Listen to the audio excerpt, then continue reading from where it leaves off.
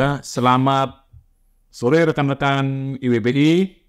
Kali ini saya kedatangan tamu yang sangat luar biasa dengan Pak Fikri ini dari Cirebon yang datang ke markasnya IWBI yang di Malang. Pak, susah. Ya. Susah. Gimana kabarnya Pak Fikri? Alhamdulillah sehat, Pak.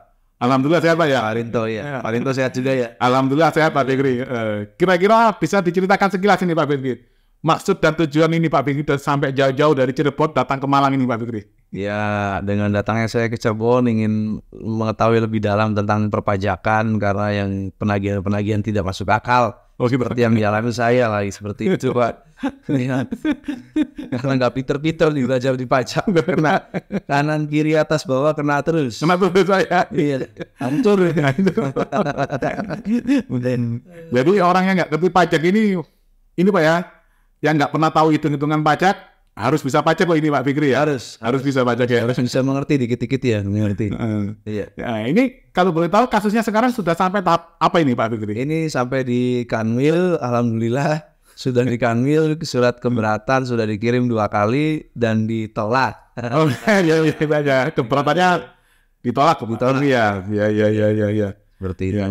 Harus semangat ini Pak Fikri. Nanti dari WBI akan kita upayakan bantuan hukum. Bantu ya. Ya, secara maksimal segala upaya hukum baik gugatan maupun banding maupun upaya-upaya hukum administratif lainnya, Pak Fikri. Betul, Pak. Terima kasih. Ya, kita harus berani speak up lah. Jangan takut-takut ya. Kalau boleh tahu ini Pak Fikri, sekarang ini gimana cerita kondisi bisnisnya sejak ada kasus perpajakan ini Pak? Ya, jujur aja nggak fokus. Jadi tahun ini nggak fokus ya. Biasa penjualan 40-50, sekarang jualan 20 hancur setengahnya ini. 1 tahun ini parah sekali kondisi daya beli konsumen. Di samping yang lokal ini dihajar habis, yang gajah-gajah pada buka di mana daerah ya. Kita yang lokal ini yang menengah ini mau naik sedikit dihajar lagi, mau naik dikit dihajar lagi. Ditagihnya ratusan juta, 1 miliar 500, sedangkan kita ngasih istri, ngasih orang tua aja nggak pernah ngasih segitu. Kadang hanya salah pemahaman manajemen saja, salah manajemen apa itu yang mereka pakai untuk ngajar kita. Padahal kita hanya salah ini dan naginya 5 tahun yang lalu, 4 tahun yang lalu, jadi kita bingung. Iya, mana datanya salah semua pokoknya. Salah semua. Iya, habis kita ini 2019, 2020, 2021. Kalau terus bayar terus begini hancur ini. Hancur ya. Ini berarti kasus yang Bapak ini kasus pajak tahun 2019 Pak Fikri ya? Betul. Tagihannya dari keputusan keberatannya sekitar berapa itu Pak? Tadi awalnya 1,5, nego jadi 700, nego jadi 580, saya tetap nggak bisa bayar, saya hanya bisa mau membayar 100 jutaan kurang lebih kemampuan saya. Karena faktanya handphone itu kan ya untung 700, bayar sewa 300, sisa 300 buat bayar gaji karyawan, buat biaya lain sisa 150, 200 setahun, terus ditagihnya 1 miliar 500 kan nggak masuk akal. Fakta, kita bicara fakta, tapi mereka bicaranya undang-undang, kita bicaranya fakta. Faktanya nggak segitu gitu. Kita duduk keringet di pantat sampai dari jam 10 pagi sampai jam 10 malam. Tapi diacak-acak sekali. HP kan itu gampang sebenarnya. Hitungannya cuma 2%, 3% ya intinya. Dari situ sih Pak, makanya nggak masuk akal ini perpajakan Indonesia kok nggak cocok untuk dunia perhandphonan. Dan banyak rekan-rekan saya nggak berani bicara dan banyak yang tutup sebenarnya. Jadi sebenarnya banyak yang mengalami kasus seperti Pak Fikri ini, cuman Pak belum berani speak up itu Pak ya? Iya Pak, dan banyak yang tutup karena takut tutup putar haluan. Kita ini jadi kejebak terus, kita mau bener resmi tapi malah begini jadinya, menjebak di lingkaran ini. Putar haluan itu maksudnya gimana Pak Fikri? Ya pada dagang yang lain, pada nggak pada mau lah, pada HP ini karena ngambil dari Oppo, Vivo, Samsung kan. Padahal udah jelas itu. Kita itu kan beli kan ya kelihatan lah Pak kalau HP sih sebenarnya. Cuman ya itu kita A menang diajar B, B menang diajar C, C menang diajar D. Bayangin saja untung 200 ditagih 1 miliar. Ini faktanya gimana? Saya mau duduk bareng sama Ibu Sri Mulyani atau siapa bareng-bareng.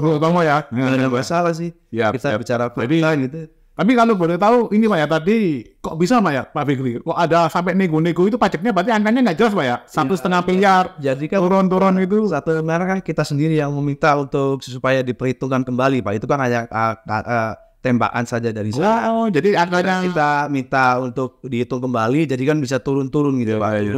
Turun tapi di 580 ini seumur-umur saya baru merasakan sekali ini saya ini. Jadi menurut Pak Fikri, angka 1,5 M tadi itu angka tembakan Pak ya? Iya, angka tembakan dari perhitungan-perhitungan dan lain-lain lah. Intinya kita komplain salah, nggak komplain salah. Kita bayar salah, nggak bayar salah. Jadi maju mundur kena ini bahaya sekali ini. Yang menengah-menengah kayak saya gini naik sedikit dihajar, naik sedikit dihajar.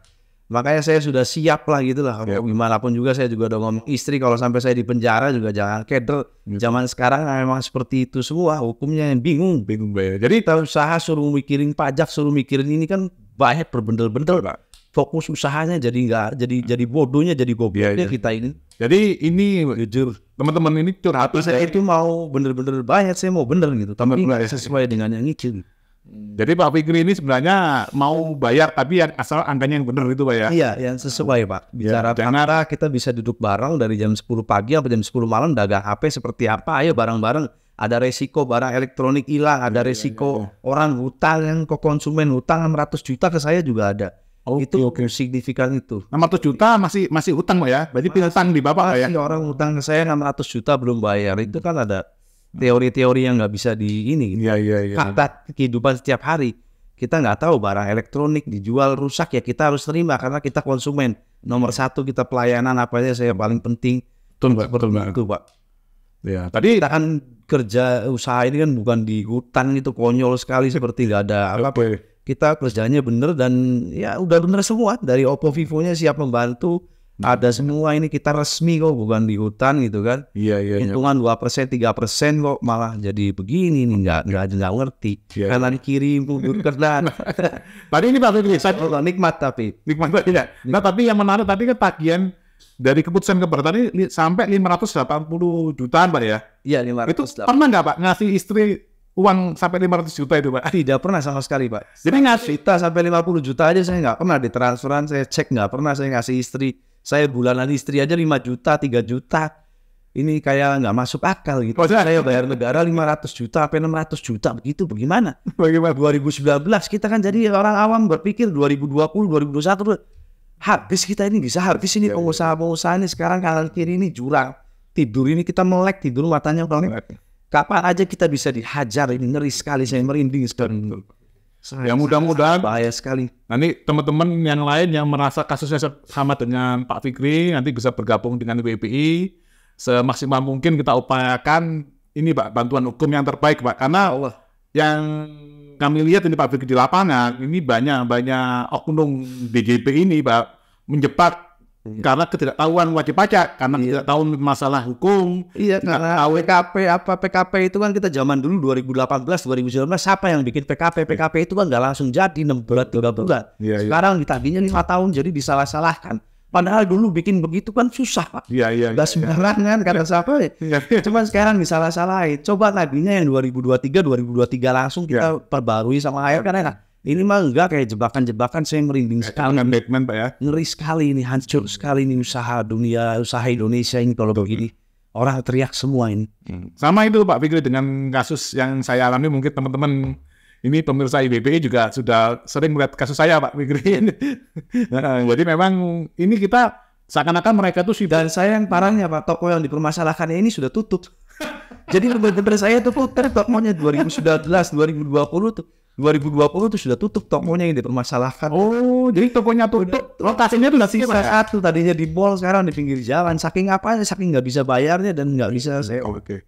Tapi mudah-mudahan ini Pak Fikri dengan sudah bergabung dengan IWPI dan ada bantuan hukum, Pak Fikri bisa fokus usaha lagi. Karena yang paling penting adalah usaha ini tetap harus tetap jalan Pak. Iya, saya sempat ngedrop sih trauma tapi jadi bismillah pelan-pelan. Kalau ini Pak Fikri, ini kan prinsipnya dari IWBI Pak Fikri, itu motonya IWBI itu adalah sebagai wajib pajak, bayarlah pajak sesuai kewajiban agar negara kuat. Ya, kita hanya kesalahan administrasi saja sebenarnya sih Pak. Semua juga pasti salah kalau dicari kesalahan. Betul Pak. Ya susah juga.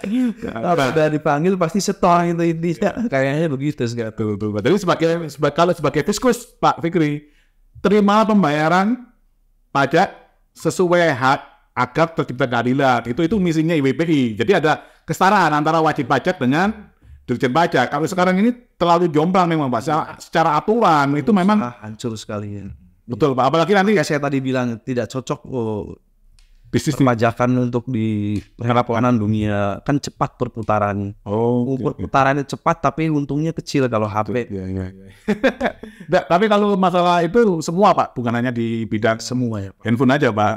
Kami juga di bidang ini Pak, pengadaan barang dan jasa pemerintah juga hal yang sama Pak Fikri. Ya, yang penting kita tetap bersatu bersama, saling menguatkan. Ya mudah-mudahan dengan kita selalu bersama, Tuhan memberikan keajaiban gitu Pak, bagi wajib pajak dimudahkan jalannya tuh Pak Fikri. Iya. Mudah-mudahan. Ada pesan ini Pak, pesan terakhir Pak mungkin bagi wajib pajak yang lain Pak? Ya mudah-mudahan lah, nggak usah takut untuk bertanya, nggak usah takut apa ya. Ya kita sesuai fakta aja keadaan kondisi perdagangan usaha seperti apa. Gitu yang kita laporkan, jangan dilebih-lebihkan, nanti malah ke depannya lebih berbahaya menurut saya. Ya, terima kasih. Ini Pak Fikri, ini closing statement-nya. Bagi teman-teman sekalian yang mau bergabung dengan IWBI, silakan ke website iwbi.info. Nanti dari situ ada admin yang akan ini ya, penjelasan terkait dengan program-program dari IWBI, Pak Fikri.